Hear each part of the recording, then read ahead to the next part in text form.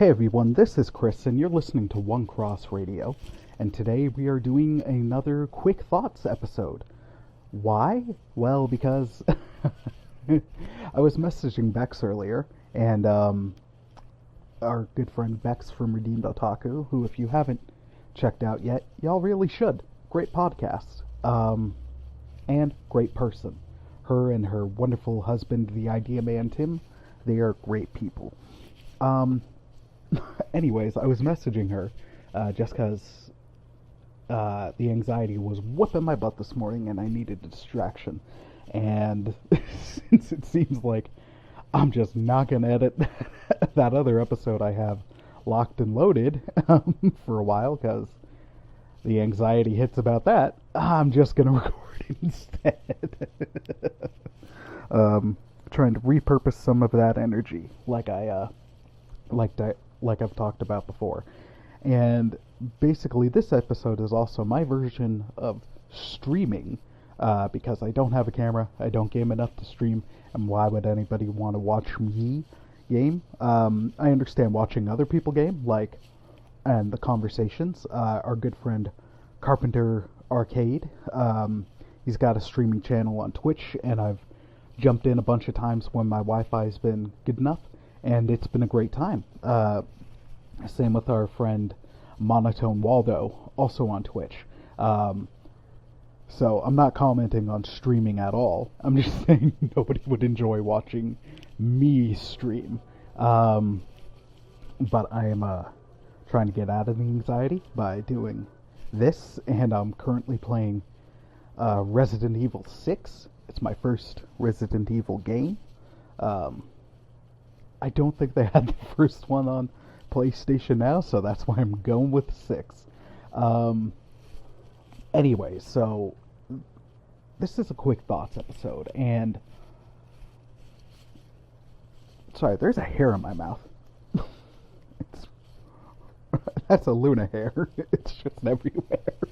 Alright, so some of the thoughts are going to be on serious things, and some of them are going to be on the more fun things. And I'm going to do the serious ones first, just to get them, not to get them out of the way, because they're not important, but sometimes with the serious ones, it bogs down the mood, and it ends on a less than fun note. Just like when I do the ranking lists, I always try to start with the worst ones. I learned that if I go best to worst, I just end angry. Whereas if I go worst to best, I work up to yeah, I really like this. Alright, so the main serious thing I want to address is, I've been asked a couple times, hey, what's your take on the Gina Carano situation? From her getting fired from The Mandalorian and Disney in general. And as much as I enjoyed the character of Cara Dune, I fully understand why she was let go.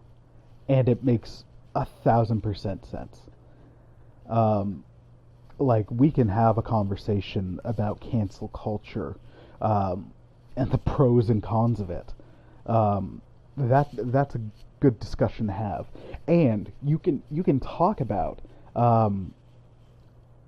media portrayal of anyone of any political leaning. A number of people on the right feel the media portrays them very negatively and is out to get them, and you know what, to an extent that's fair, and that's a conversation that needs to be had. On the same token though, let's not kid ourselves, sections of the right do the exact same thing with anyone on the left.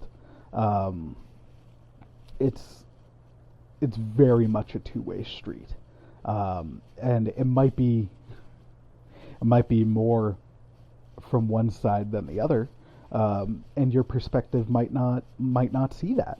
But those are conversations like that. Those are good conversations to have that you can base on practical examples.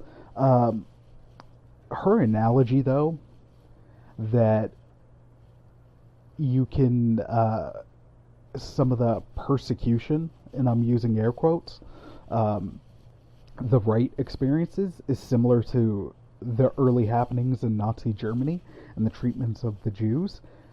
No. No, that's not. There's no basis for that. That that's not a thing. It's not.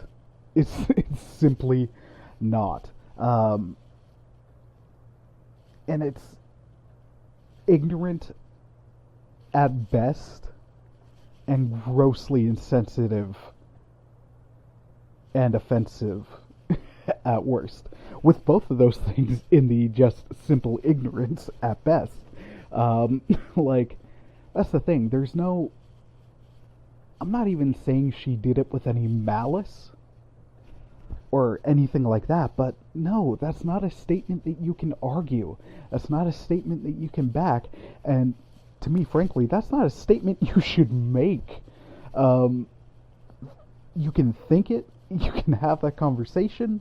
In my opinion, you're wrong, but that's not a statement that you should just flippantly make.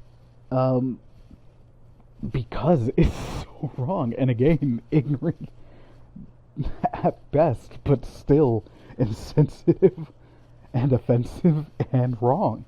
And that's the like, I understand 1,000% why she was axed.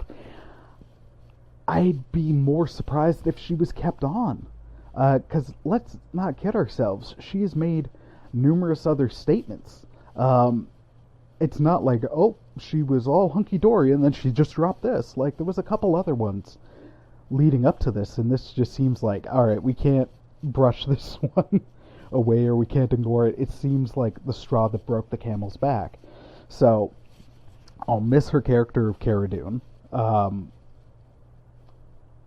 And I think if we're the praying type, we should pray for her, pray that she'll learn and she'll grow, and of course pray for the people who were actually like hurt and offended by what she said, because again, there's no comparison, and somehow hopefully some good can come out of this. I guess while I'm on the serious topic,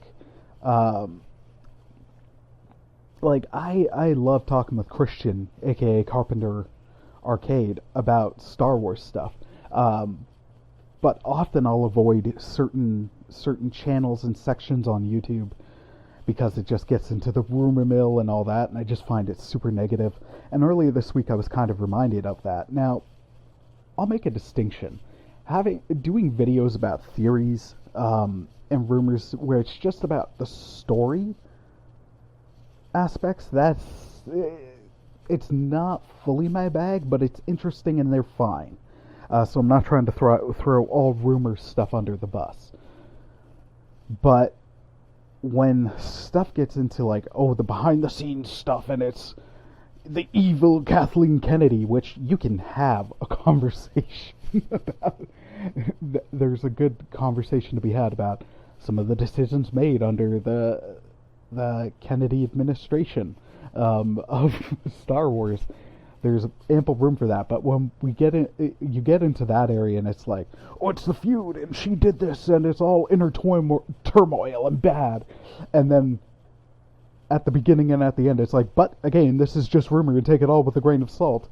It's like, all right, so you're saying it's a rumor, take it with a grain of salt, but that's sandwiched between like 20 minutes of coloring an opinion, debatably vilifying someone, and like, hey, take this with a grain of salt, but we're going to milk a 20-minute video out of it.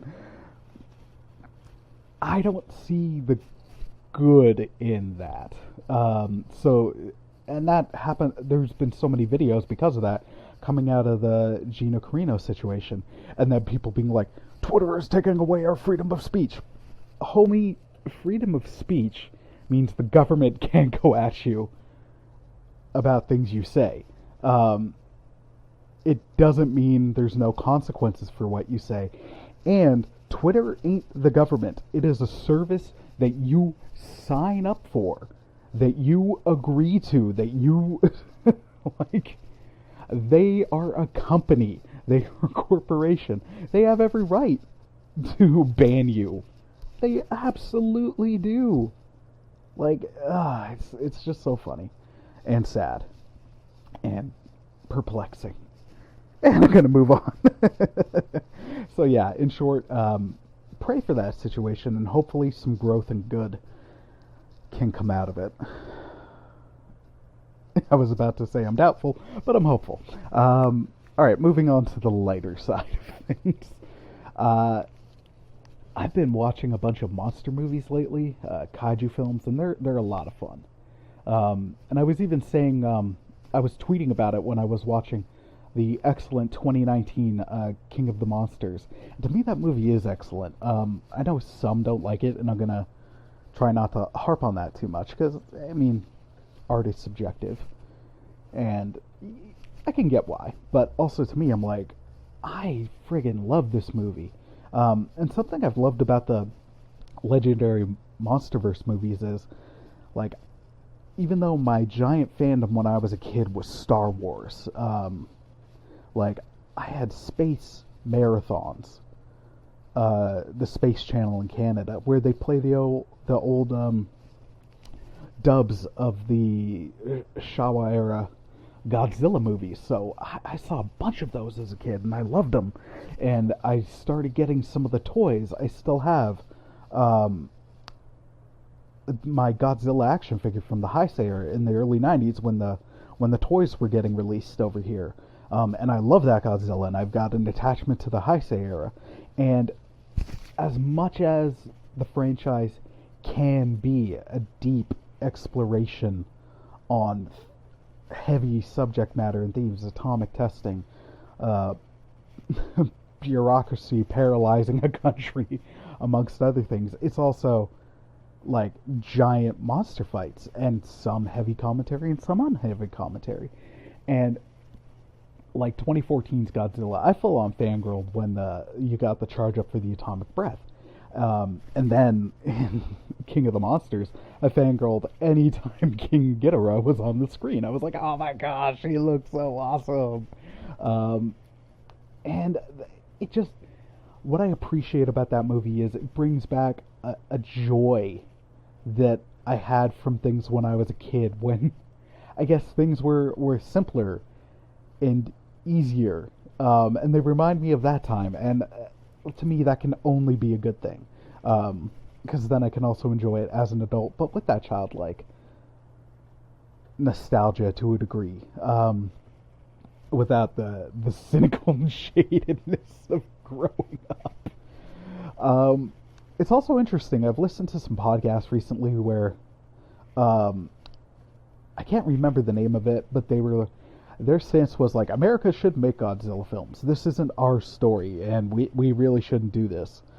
Culturally, it's not our story to tell. And I'll disagree, mainly because Toho has wanted America to make Godzilla films for ages. They have. Like, it's been no secret.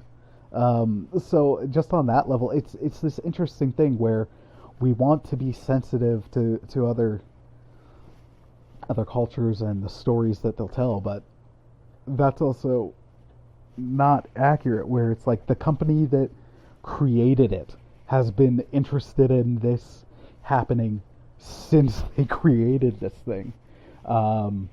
Like, it's not like, hey, we're going to do this and you guys can't have any say, which is similar to the '98 Matthew Broderick flick. But it didn't start out that way. It was much more of a partnership at first, and then it was Emmerich coming in and being like, nope, I'm going to do my own thing, and if this is going to happen, you got to sign off on this, and then it's a reluctant sign off. Like, yeah, there's differences in the 2014 Godzilla movie and the original, but I wouldn't say it's done in a malice, like, pass the buck kind of avoid things kind of way. That I can't remember the name of the podcast, but that's what they were alleging, and it was just an interesting take, but I disagreed with it, so I'm talking about it here because why not? And as I come to a close, because well, I've got a PB&J right next to me that I really want to eat. What was I gonna say? I've watched some while I've been watching the monster movies. I did watch a very interesting fan edit not too long ago, and it was called Godzilla This Is Tokyo. And it was a fan edit that combined the original 54 masterpiece Gojira and the 56 American release, which repurposed footage and starred Raymond Burr, called Godzilla King of the Monsters. And it's all credit to the fan editor. It was his first fan edit, and he made it work. But at the same point, as I was watching it, I was like, man, yeah, the tonal differences really become obvious.